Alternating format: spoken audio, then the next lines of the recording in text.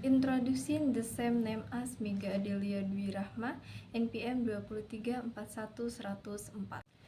Manajemen kelas 23B. Hopefully this presentation can provide new insights. In this meeting, I will discuss employee training and development. Training and development is a planned effort by the organization to improve the knowledge, skill, and abilities of employees. Training is more emphasis on improving the ability to the specific work at this time. Knowledge is more emphasis on improving knowledge in the future. Manfaat pelatihan. Pegawai yang baru direkrut belum memahami secara benar bagaimana melakukan pekerjaan. Perubahan-perubahan dalam lingkungan kerja dan tenaga kerja. Meningkatkan daya saing perusahaan dan memperbaiki produktivitas. Menyesuaikan dengan peraturan-peraturan yang ada. Misalnya standar pelaksanaan pekerja yang dikeluarkan oleh asosiasi industri dan pemerintahan untuk menjamin kualitas produksi atau keselamatan dan kesehatan kerja. Langkah-langkah pelaksanaan pelatihan.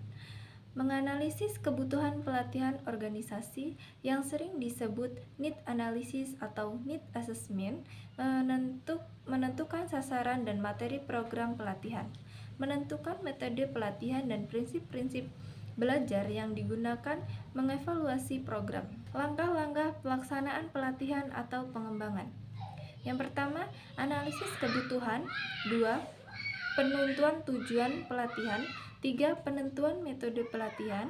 4. Evaluasi pelatihan. Langkah-langkah pelaksanaan pelatihan atau pengembangan. Yang pertama, analisis kebutuhan. 2. Penentuan tujuan pelatihan. 3. Penentuan metode pelatihan. 4. Evaluasi pelatihan. Analisis kebutuhan. Analisis kebutuhan organisasi yaitu mengidentifikasi strategi organisasi, lingkungan organisasi pada saat ini dan masa yang akan datang untuk mencapai tujuan. Tantangan lingkungan menghendaki kompetensi pegawai ditandai dengan A. Lingkungan persaingan yang semakin ketat sebagai akibat globalisasi. C. Perubahan-perubahan teknologi. D. Keanekaragaman pegawai.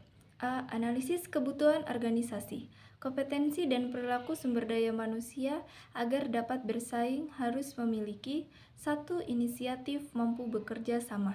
2. Kemampuan bekerja dalam kelompok. 3. Kemampuan evaluasi kinerja. 4. Kemampuan berkomunikasi dan mendengarkan.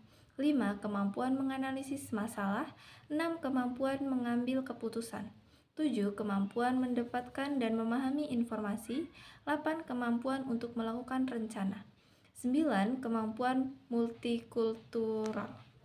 B. Analisis kebutuhan tugas. Analisis tugas yaitu menganalisis tugas-tugas yang harus dilakukan dalam setiap jabatan, yang dapat dipelajari dari pelaku peran tersebut dan informasi analisis jabatan yaitu uraian tugas, persyaratan tugas, dan standar rujukan pekerjaan yang terhimpun dalam informasi. Analisis tugas yaitu menganalisis tugas-tugas yang harus dilakukan dalam setiap jabatan, yang dapat dipelajari dari pelaku peran tersebut dan informasi analisis jabatan yaitu uraian tugas, persyaratan tugas, dan standar unjuk kerja yang terhimpun dalam informasi sumber daya manusia organisasi. C. Analisis kebutuhan pegawai. Analisis kebutuhan pegawai adalah menganalisis mengenai apakah ada pegawai yang kurang dalam kesiapan tugas-tugas atau kurangnya kemampuan, keterampilan, dan pengetahuan yang dapat diketahui dari penilaian kinerja. Observasi ke lapangan, kuesioner. Penentuan tujuan pelatihan. Tujuan pelatihan harus dirumuskan secara spesifik apakah perubahan perilaku atau perubahan pengetahuan yang ingin dicapai setelah pelatihan dilakukan. Berdasarkan tujuan tersebut, maka ditentukan materi untuk pelatihan untuk mencapai tujuan. Pemilih metode pelatihan. On the job training, yaitu dilakukan pada waktu jam kerja berlangsung, baik secara formal maupun informal. On the job training yaitu pelatihan dan pengembangan yang dilakukan secara khusus di luar pekerjaan. Faktor efektivitas pelatihan. Yang pertama, participation atau partisipasi merupakan keterlibatan seseorang peserta dalam kegiatan secara aktif dan secara langsung. 2. Repetition adalah melakukan atau mengatakan secara berulang-berulang dalam usaha menanamkan ide dalam ingatan seseorang. 3. Relevance pelatihan mempunyai arti atau manfaat yang sangat penting pada seseorang. Transfer artinya adanya kesesuaian antara pelatihan dengan pekerja yang dilakukan sehari-hari oleh pegawai. 5. Feedback merupakan pemberian informasi atau perkembangan kemajuan yang telah dicapai oleh peserta pelatihan, mana yang perlu diperbaiki atau dipertahankan. That is my explanation about employee training and development. Hopefully the information profit can be useful and profit new in insights for all of you. Terima kasih.